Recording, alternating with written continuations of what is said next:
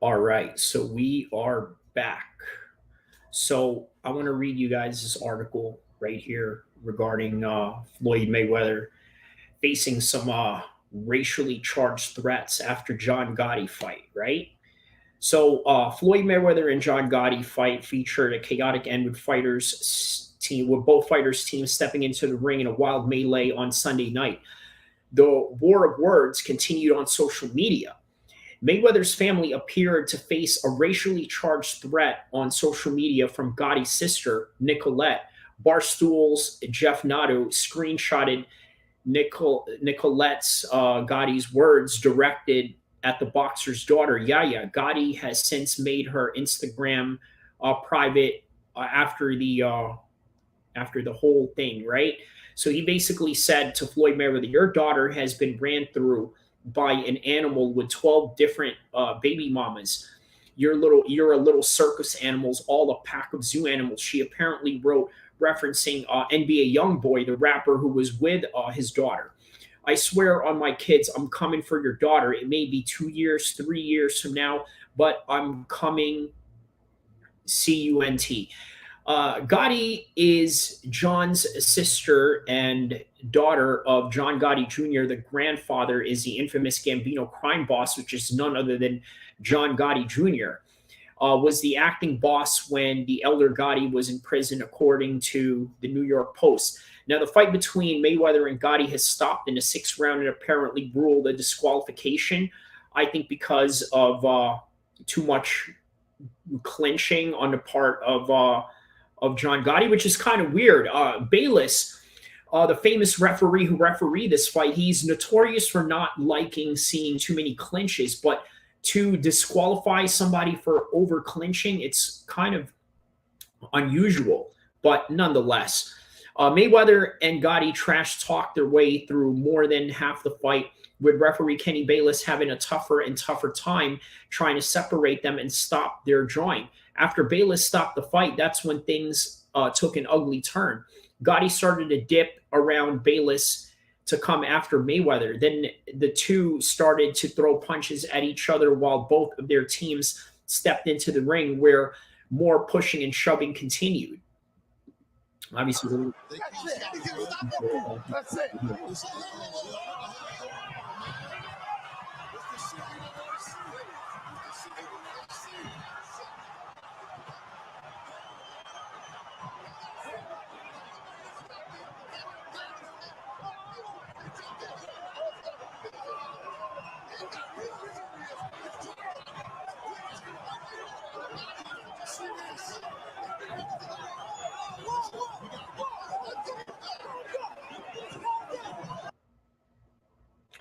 so here's something a lot of people have to understand about this, right? Is that first of all, going into the fight, there wasn't really any beef going on with these two, right? And the reason why I thought it was really important to bring this up is because of the fact that when two guys fight each other, like for example, you looked at the Khabib McGregor fight, right? It wasn't really any surprise that Khabib came out there and stomped on Dylan Dennis's head and then tried to fight the entire staff of Conor McGregor. That's not a surprise. The way that that fight was built up, it was obvious why that happened the way that it did. Obviously, the way that they marketed the whole fight, the way that they trash talked each other all throughout this time, it wasn't going to be anything less than a violent outcome, right? But with this, you never really saw any of this coming. And the reason why you never saw any of this coming was because that's just what it was. This wasn't no beef or anything like that. We're talking about a legendary boxer who wants to continue doing his exhibitions, but at the same time, he wants to have some big names to go along with it to try to get some attraction. Now, by the way, the name of this event was Last Names Matter.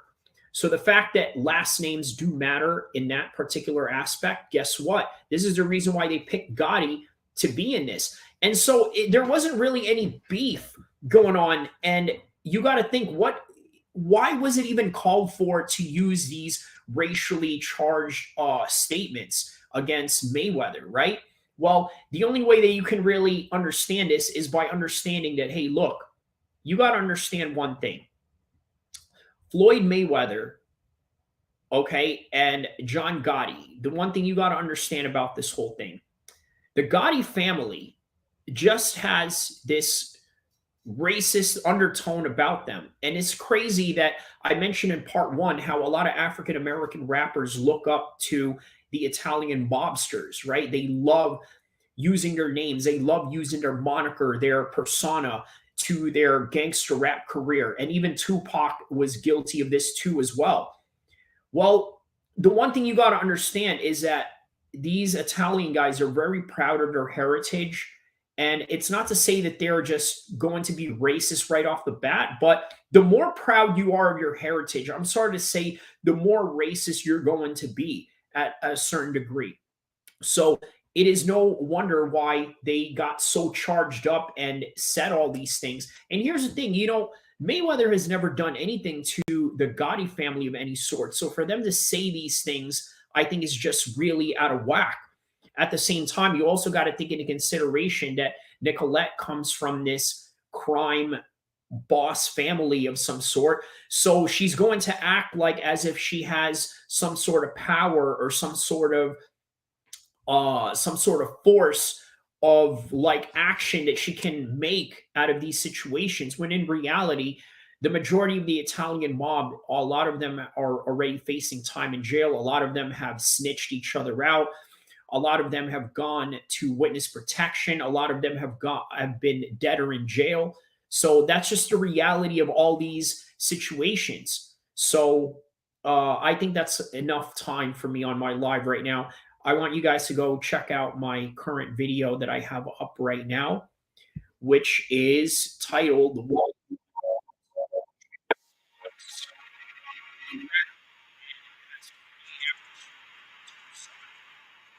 So that's what we got going on right now, guys. Check it out.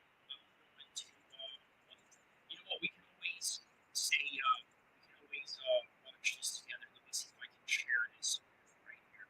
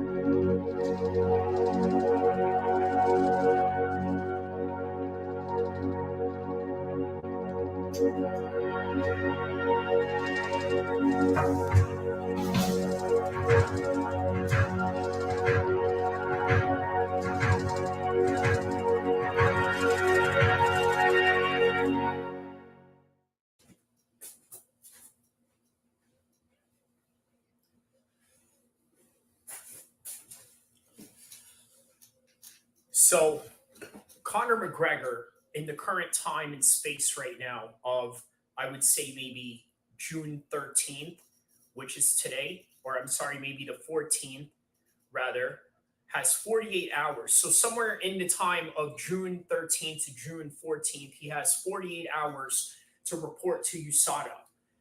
And what that means is that he has to be in the USADA pool in order for him to qualify to be able to fight this year. Otherwise, Michael Chandler or Conor McGregor himself is going to walk out of the fight and just not do the fight at all.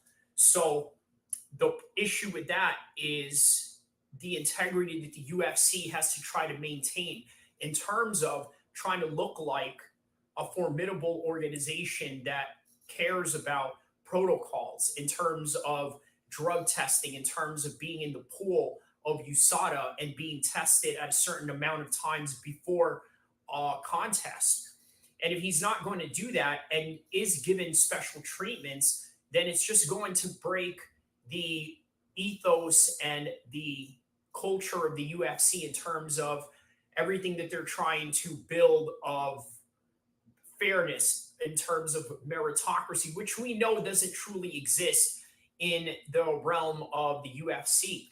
So that's what Conor McGregor has going on right now in terms of what he has to do in order for him to get this fight with Michael Chandler. Otherwise, if he can't fight in 2023, Michael Chandler may just move on. So that's what we have going on right now with Conor McGregor and the Michael Chandler fight.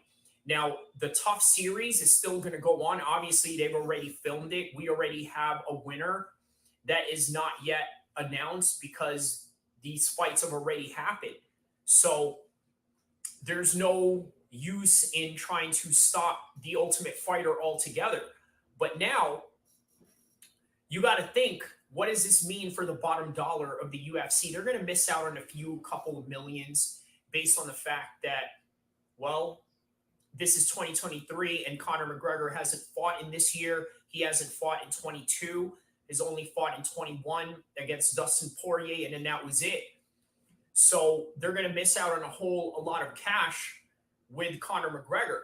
Now, speaking of athletes missing out on a lot of cash, I want to tell you guys, I think it's a really bad idea for Jon Jones to get into a boxing ring. I know there's talks of him getting into a boxing ring, and I know that Dana White is trying to bait Tyson Fury into the UFC and into the UFC cage and into the competition of MMA, in contrast to a lot of boxers that would just rather see these MMA guys come into the boxing ring and compete under those rules.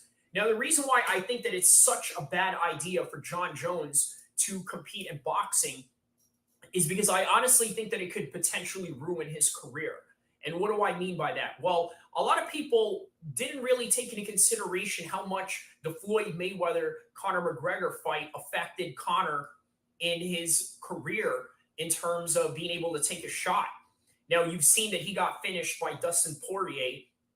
You also saw in the Khabib fight that not only did he get finished by getting choked at the end of the fight, he also got knocked down with an overhand right, in which that very few people can actually do to Conor McGregor prior to the Floyd Mayweather fight. So one has to assume that you got to pick one or the other, right? If you're going to be a mixed martial arts fighter where you're going to use your elbows, you're going to use your knees, you're going to use your punches, your kicks, and your spinning back attacks and takedowns and joint locks and all these submission holds and all these grappling maneuvers, right? And that's what you do. That's what you train for. Go ahead and continue to do that, because if you're going to jump into the boxing ring where you're going to be limited with the weapons that you have, it can be a real safety issue in terms of how you're going to defend yourself. Now, fighting and combat is all about being able to defend yourself and being able to use all the weapons necessary to win. So jumping into a situation like a boxing ring where you're not a boxer, you're a high-level mixed martial arts fighter, it's just not going to be conducive to your career when you're used to fighting people in the cage, when you're used to using boxing. Yes, you use boxing in a mixed martial arts scenario, but you use it by opening up with kicks, using the distance within the kicks, using the threat of takedowns to affect that person's energy bar. So this is the things that you have to consider when you're a high-level mixed martial artist jumping into the boxing ring. Also, another thing you got to take into consideration is the reputation that Jon is going to suffer from if he were to take this loss.